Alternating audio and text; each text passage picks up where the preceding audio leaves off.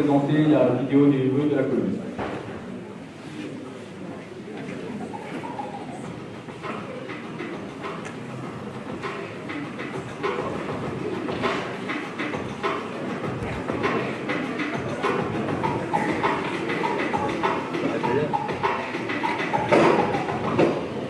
Ici, on est dans un endroit qui est tout à fait symbolique, c'est l'écoquartier Blanc-Camarade. Derrière moi, vous avez ici dans cet écoquartier des écuries. On a gardé le côté historique, écurie de l'armée. En même temps, voilà, il y a l'économie, la restauration, le club de sport, coworking. Donc voilà ce que c'est qu'un écoquartier, c'est la notion de durabilité des services apportés à la population dans le respect de l'environnement. On a du côté du pôle de l'eau, pas loin du château du Charmois, un écoquartier aussi à inventer, avec les habitants des résidences Saint-Charles, du quartier du Charmois. Le centre-ville aussi, il faut le réinventer, les nations ne peuvent plus tenir le coup, c'était un centre commercial, il est en difficulté, maintenant il faut créer un vrai centre-ville.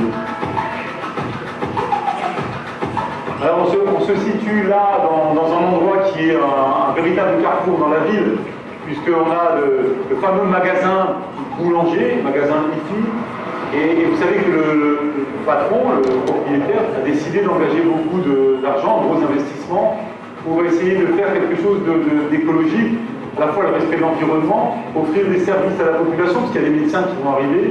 Donc là aussi, le marché de gros derrière, avec les activités économiques à refaire. On a le secteur de Brabois, c'est une ville qui va se retaper, se refaire, se reconstruire. Moi, ce que je souhaite de tout cœur, c'est évidemment le faire avec tous les habitants, avec tous les acteurs et les actrices donc de la vie locale, avec tous les investisseurs évidemment, mais qui est vraiment, et c'est le rôle de la mairie, qu'on puisse se donner la main, et je souhaite que l'année 2023 soit l'année non pas de la destruction ou de la construction, mais de la mise en œuvre de finalement la ville de demain, dans le respect de la ville d'hier, avec les moyens actuels, technologiques, etc., mais toujours au service des habitants. Belle année 2023 à tous, et merci de votre contribution à travailler ensemble pour la ville de demain.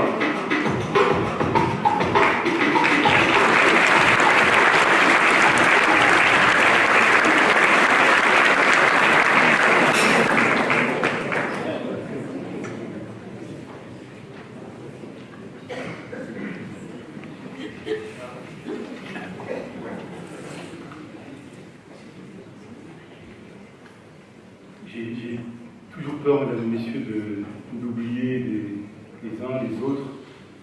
Donc j'ai évidemment vu la taille du président de la métropole repérer qu'il était là. D'ailleurs, non, mais c'est pas un mal, au contraire, et c'est le Grand Nancy. C'est important d'avoir quelqu'un à nos côtés qui œuvre. Je suis très très fier d'être aussi là, présent, côté de Mathieu Klein, qui va prendre la parole tout à l'heure. On peut applaudir Mathieu.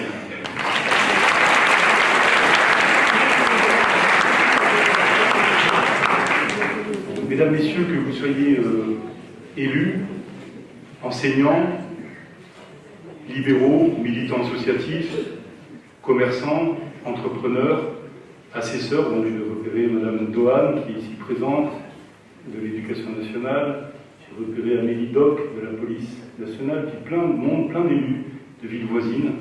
Donc je ne peux citer tout le monde, mais sachez que, quels que soient donc les titres que vous avez, que vous soyez salarié du privé, salarié du public, étudiant, j'ai vu des étudiants tout à l'heure, des habitants qui s'investissent, chacune et à chacun, je vous souhaite pour l'année 2023 du courage et aussi une volonté qui est celle qui caractérise Vendœuvre, celle de vouloir partager ensemble. Pour moi, c'est un moment de bonheur de nous retrouver ensemble en présentiel pour cette cérémonie des vœux. En effet, à 2 reprises, la cérémonie avait été annulée en raison de la crise sanitaire. Donc c'est la première fois depuis 2020 que nous nous retrouvons. C'est important parce que effectivement nous avons traversé ces périodes, ces crises qui n'étaient pas faciles à traverser. L'année 2022 aura été marquée aussi par, évidemment, tout le monde le sait, une crise climatique, une crise énergétique aujourd'hui, une crise également économique, et nous vivons actuellement une période d'hyperinflation dans un contexte de guerre qui se situe aux portes de l'Europe. Voilà un décor, le décor qui est posé, et voilà pourquoi il nous faudra encore beaucoup de courage pour avancer. La crise actuelle n'épargne personne, sauf quelques spéculateurs. Récemment, j'étais au vœu de la ville de Talange avec un ami, Mike, qui est ici présent. Nous sommes allés voir le maire de Talange, qui s'appelle Patrick Abbat. Vous connaissez l'avenue des Marques, pas loin de Metz. Il rappelait que pour sa ville, il y avait 700 000 € supplémentaires dus à l'augmentation des charges. Cela représente 10% sur le budget de sa commune. C'est quand même incroyable, quoi. On a des factures qui ont augmenté de 600%. Et ce phénomène affecte la majorité des 35 000 communes de France. Pourtant, la commune, c'est le premier échelon de la solidarité, c'est le premier échelon de la proximité. On l'a vu pendant la crise de la pandémie, nous avions déployé des centres de vaccination, pas simplement à Vendôme, partout. Je me souviens des militants associatifs, beaucoup d'anonymes qui venaient au parc des sports, qui fabriquaient des masques en tissu, enfin tout ce que je dis là, tous les maires l'ont vécu et tous les maires en parlent parce que ce sont des choses qui nous ont beaucoup marqués, où il a fallu du courage, certes, mais aussi une volonté de répondre, de ne jamais laisser tomber son prochain, de répondre aux besoins de nos concitoyens. Voilà ce que représente pour nous la commune, dans un concept républicain, servir son prochain. Et nous continuons à vivre ces périodes difficiles, puisque en 2022, j'en parlais tout à l'heure, la crise énergétique nous a obligés à mettre en place des plans de sobriété, pas que à Vendôme, partout, la métropole et dans toutes les villes. Il s'agit de ne pas dégrader le service public, de ne pas augmenter les impôts, de ne pas augmenter les tarifs. Pourtant les tarifs augmentent, pourtant la vie augmente, et nous ne sommes pas les seuls, donc nous n'avons pas à nous plaindre seuls dans ce contexte-là. Les habitants le vivent, en souffrent au quotidien, et aussi celles et ceux qui travaillent quotidiennement, je pense aux petites entreprises. Un boulanger disait récemment, j'en parlais à Sylvie Duval, la conseillère départementale, vice-présidente du département, je la salue également, pour avoir discuté avec elle, où un boulanger dans son quartier, le quartier où réside aussi Dominique Renaud, conseillère régionale, pour la saluer, puisque c'est important d'être représenté aussi par la région. Et alors, ce boulanger disait qu'il payait une facture d'énergie qui était égale maintenant à 4 000 €, alors qu'avant c'était à peu près 1 000 € habituellement. Donc je veux dire, ce qui nous inquiète, c'est de voir cette anxiété gagner aussi celles et ceux qui sont là pour apporter une richesse. Le quartier Bianca-Maria, le petit restaurant est ouvert, avec quelqu'un qui fait du bio, qui travaille avec des producteurs locaux, et qui me disait, on va inaugurer la semaine prochaine, on va peut-être fermer la semaine d'après. Je veux dire, c'est quand même incroyable de vivre cette situation. Et j'en profite aussi donc pour saluer la députée suppléante qui est ici présente, parce qu'il est évident que dans ce contexte, nous, ce qu'on souhaite, commune, c'est pas de polémiquer, c'est de voir comment on peut trouver des solutions. Et il est vrai qu'il y a des propositions qui sont faites, il faut légiférer pour ne mettre personne sur de côté, pour n'exclure personne, surtout ces investisseurs qui y croient. Et à Vendôme, il y en a beaucoup. Je remercie donc les citoyens, notamment, qui sont des citoyens, je vous voyais tout à l'heure, Jean-Paul Carpena ou d'autres, les citoyens bénévoles du Conseil local de développement durable, parce que c'est vous, les bénévoles, les citoyens, qui vous nous accompagnez donc pour aller voir ce qui se passe dans d'autres villes. Nous sommes allés récemment à Fribourg, en Allemagne, pour visiter des écoquartiers. Et donc, au lieu de se résigner ou de nous plaindre, on essaie de voir comment on peut trouver les clés ensemble, les clés de l'avenir. Et il faut penser la ville de demain, une ville où l'improvisation doit laisser la place à l'anticipation. J'en profite aussi pour saluer la présence du directeur général des services, M. Christophe Gouteux, qui le sait. Il faut toujours prévoir, éviter donc de subir les crises, mais pouvoir les anticiper et mieux nous préparer à l'avenir. Voilà, il est donc indispensable d'intégrer dans l'ensemble des projets communaux, les enjeux de mobilité douce, de réintégration de la nature pour lutter par exemple contre les îlots de chaleur, mais aussi la nécessité de penser la ville avec de nouveaux espaces urbains. Mesdames, Messieurs, je parle de penser de nouveaux espaces urbains. Je pense à une personne en particulier avec toute une équipe, l'équipe des élus municipaux ici présents, et puis aussi des services municipaux. Et je pense à Manu Donati qui nous a aidés avec toutes ces équipes à planter une forêt urbaine avec 30 000 arbres au parc Richard Pouille. On peut l'applaudir.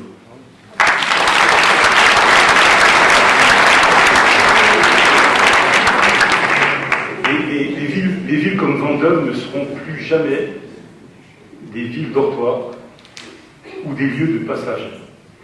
La mutation de notre commune est possible à une condition, que nous réussissions à rassembler les partenaires publics, privés. Alors, j'ai des exemples qui vont marquer le chemin que nous allons tracer, que nous avons déjà bien entamé en 2022. Je pense à la forêt urbaine dont je viens de parler, au parc du monastère des Clarisses. Vous savez, c'est un endroit avec un super patrimoine, puis des habitants se mobilisent en nous disant « Monsieur le maire, on a besoin de respirer, il faut vraiment qu'on se batte ». Et donc on a engagé toutes les procédures pour récupérer ce parc. Nous avons aussi un parc urbain qui a été créé à Brichambault, des jardins partagés à Bianca Maria avec notamment le coopérative Kepos, donc des entrepreneurs qui se donnent la main et qui forment les habitants. Donc l'éco-responsabilité, il faut aller sur place, il faut s'en rendre compte. Avec Mathieu Klein, nous y sommes allés, c'est vraiment impressionnant et on ne regrette pas d'avoir travaillé donc, à leur côté, de les laisser continuer donc, leur initiative. Il y a aussi des travaux d'isolation thermique des bâtiments communaux, développement de projets autour des énergies renouvelables, comme le projet de centrale photovoltaïque énergétique. Donc, je pense à Philippe Atinquadou qui est ici à nos côtés, qui est délégué à l'habitat, et qui nous dit qu'il ne faut pas simplement donner ou laisser ces choses-là des lobbying qui vont profiter parce qu'ils existent, mais pouvoir au contraire ne pas rentabiliser ces choses dont on a besoin, mais pouvoir au contraire les partager. Donc je veux dire, voilà l'objectif de la ville de Vendôme, continuer avec les partenaires à créer des bâtiments passifs, comme l'exemple de Solatium à Brichambault, nous avions démarré il y a quelques années, et bientôt la tour à énergie positive élitiste dans le secteur Bartou. Donc une tour qui produit plus d'énergie qu'elle n'en consomme. Ça veut bien dire que la facture d'énergie sera obligatoirement réduite, et c'est ce que nous pouvons faire et que nous devons faire.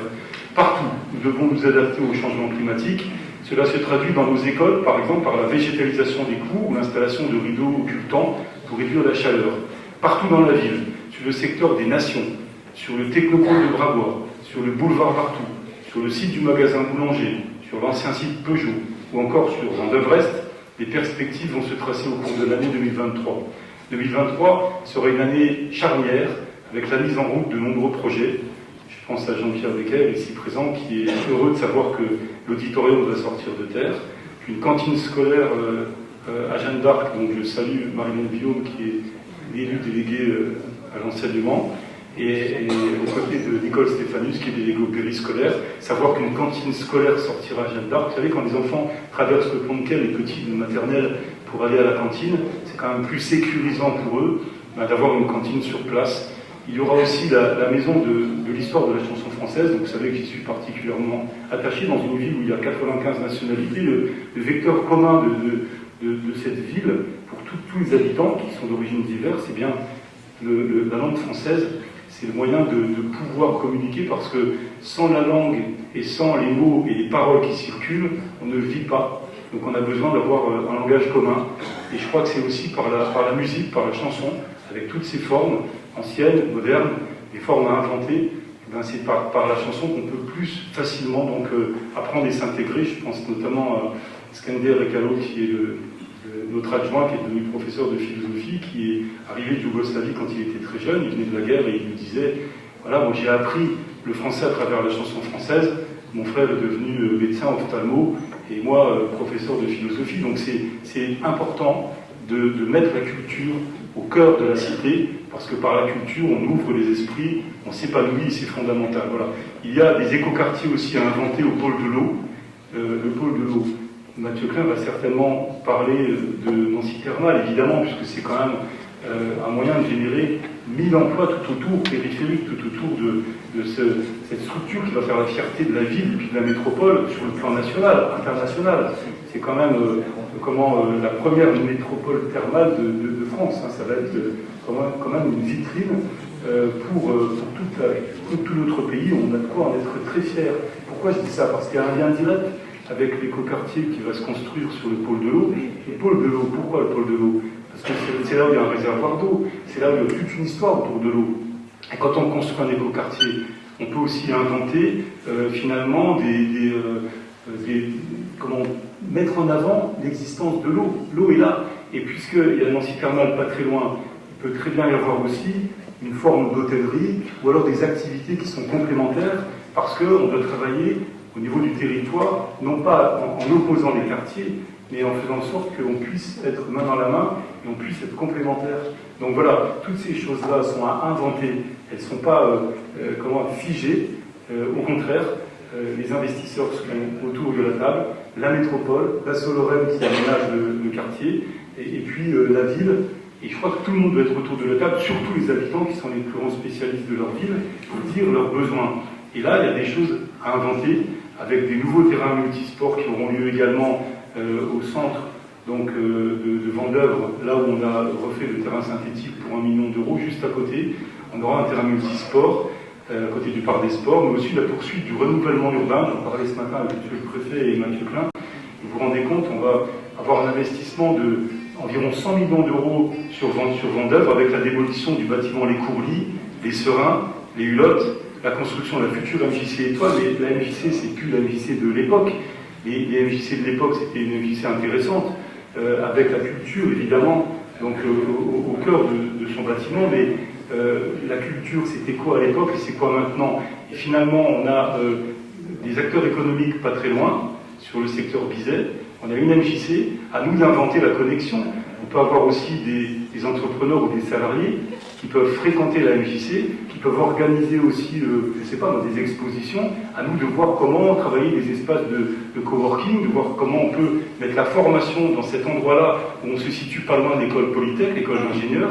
Donc voilà, il ne faut pas déconnecter les structures, il faut les reconnecter. Et à l'époque, il y avait un mur sur Vendeuvre et sur Vendeuvre-Est. Ce mur-là, il est démoli, il va être démoli avec le centre Jeanne d'Arc qui va disparaître bientôt.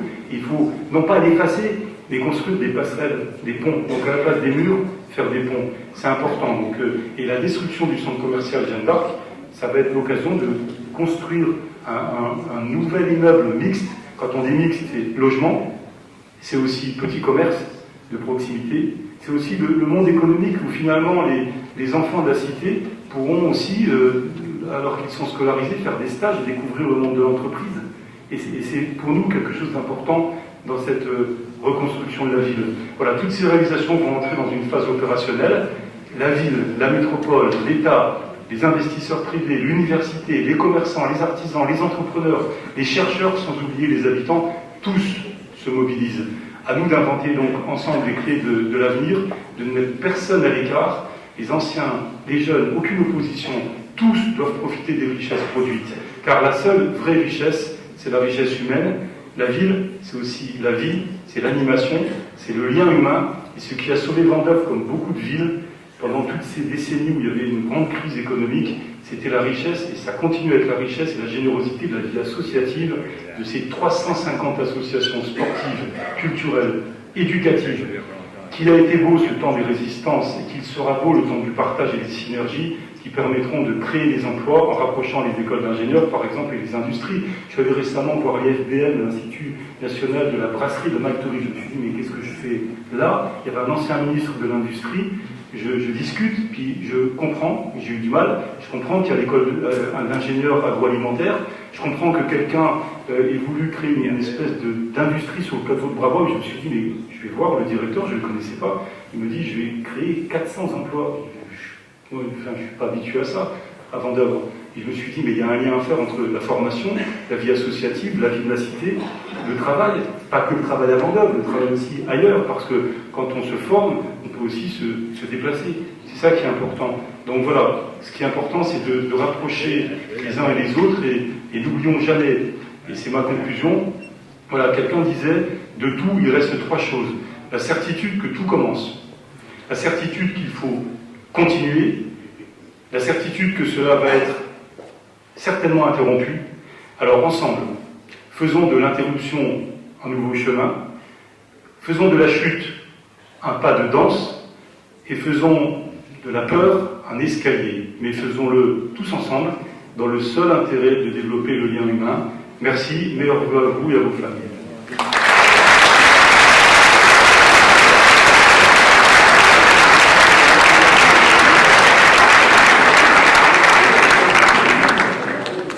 Mesdames, Messieurs, Mathieu Klein, maire de Nancy et surtout président de la métropole.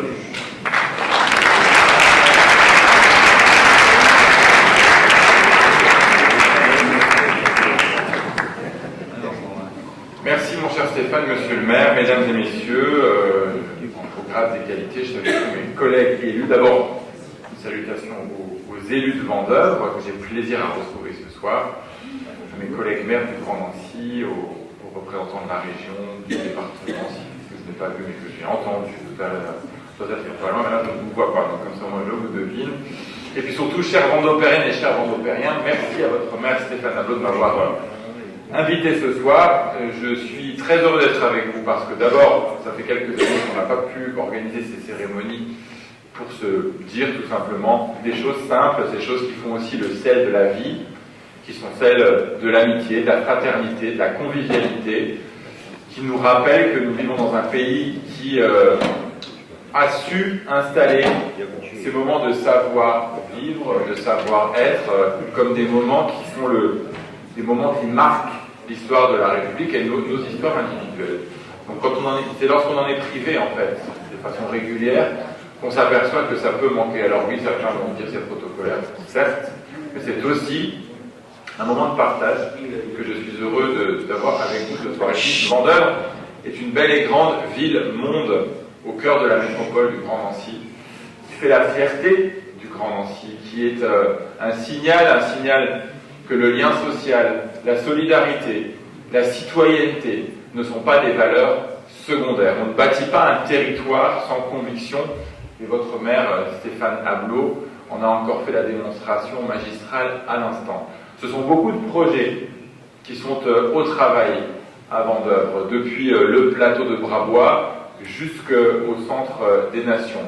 Le plateau de Brabois qui va connaître une transformation profonde dans la décennie 2020 et sans doute au début de celle de 2030 avec le regroupement de l'ensemble des hôpitaux au cœur du plateau de Brabois. Tous les hôpitaux de Nancy, ça va aussi d'ailleurs être un vrai défi pour le maire de Nancy de devoir réinventer l'urbanisation du quartier Saint-Pierre-René-II-Bon-Secours en regard de cette transformation de Brabois. Mais quels beaux défis partagés entre nos deux villes et bien sûr à l'échelle de la métropole du Grand Nancy. C'est le technopôle aussi qui va continuer à grandir. C'est Brabois Express qui depuis quelques semaines amène chaque jour plus de 500 personnes rapidement entre la gare et le plateau de Brabois. C'est demain la ligne 1 transformée. Alors les travaux vont commencer en 2023. C'est jamais agréable la période de travaux, j'en conviens avec vous, mais travaux indispensables car notre bon vieux tram sur pneus, nous n'allons pas forcément verser d'excessives larmes lorsque le 12 mars prochain, il fera son dernier voyage, même s'il aura rendu des services. En tout cas, il en aura rendu un.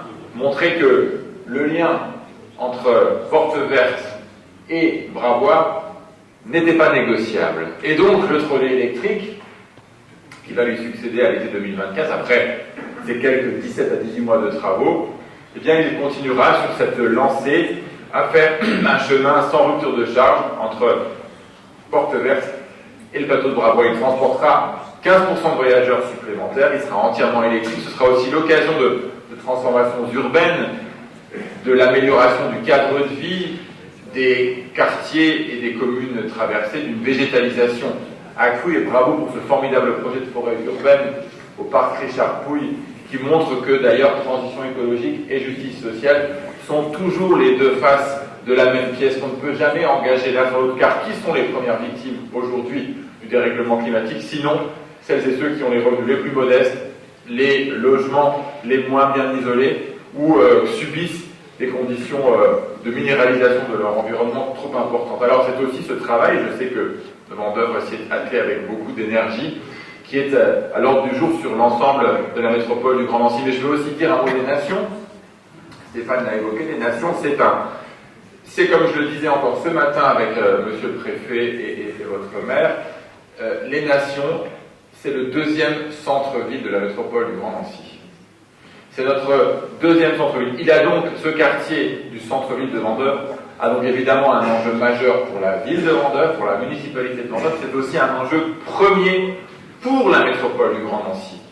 Et nous devons trouver des solutions, et nous y travaillons activement, à l'avenir de la copropriété des nations, et au-delà, bâtir autour du projet de Vendœuvre et du maire de Vendœuvre un nouvel avenir pour le centre-ville de Vendœuvre. En tout cas, la métropole du Grand Nancy est vraiment aux côtés de la ville, avec l'État, avec la région, avec le département, pour accompagner cette mutation indispensable. Et ce sont aussi des projets qui tiennent à cœur à votre maire, qui défend pied à pied. Je pense au rond-point de Brichambault, par exemple, qui sera inscrit dans les projets de voirie, les projets structurants de voirie du Grand Nancy. Et puis des projets qui débordent, alors pas forcément qui débordent du bassin, mais qui débordent de la commune, puisque Nancy et Vendœuvre, Nancy Thermal, c'est Nancy Thermal, mais c'est presque Vendœuvre Thermal aussi, nous ne sommes qu'à quelques encablures.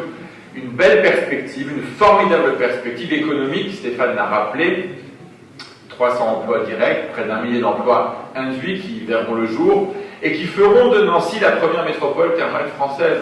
Alors il faut rendre hommage à l'audace, à l'intuition, à l'ambition d'André Rossineau, qui a ressorti ce projet de là où malheureusement la Première Guerre mondiale l'avait laissé choir, avec le décès notamment de Louis Lanternier, qui a été son concepteur, qui a repris le chemin de la validation médicale de la qualité des eaux thermales de Nancy, et qui a ensuite amené ce projet de piscine, de bien-être, de centre aqualudique et de centre thermal à voir le jour. Alors, dans quelques semaines, en mars, en avril, en mai, nous aurons l'occasion d'inaugurer l'espace aqualudique, les piscines, l'espace bien-être et l'espace thermal. C'est une formidable aventure nouvelle qui démarre pour tout un territoire. Je sais que vous saurez en profiter largement, parce que les piscines du Grand Nancy et Nancy Thermal inclus sont au même tarif.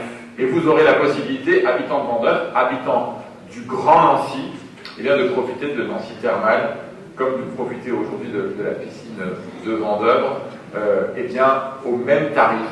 Parce que c'est aussi ça un engagement fort que nous avons pris depuis 2 ans à la métropole du Grand Nancy.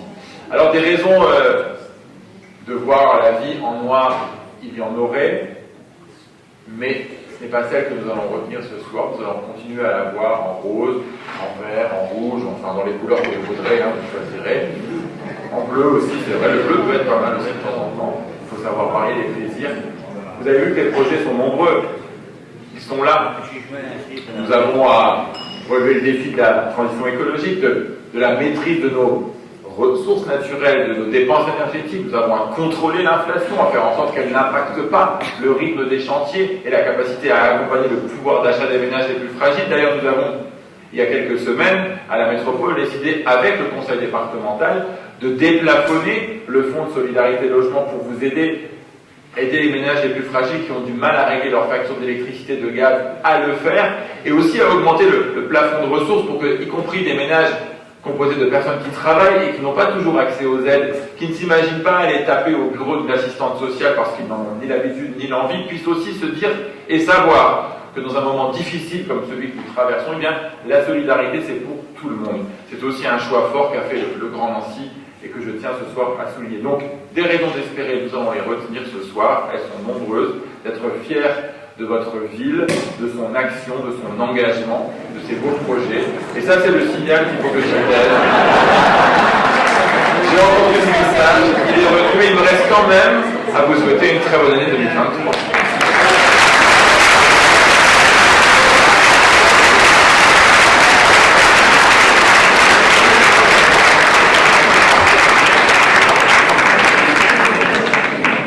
Mesdames, Messieurs, on va vous inviter maintenant à partager un moment convivial et on peut applaudir Anthony Paté et les services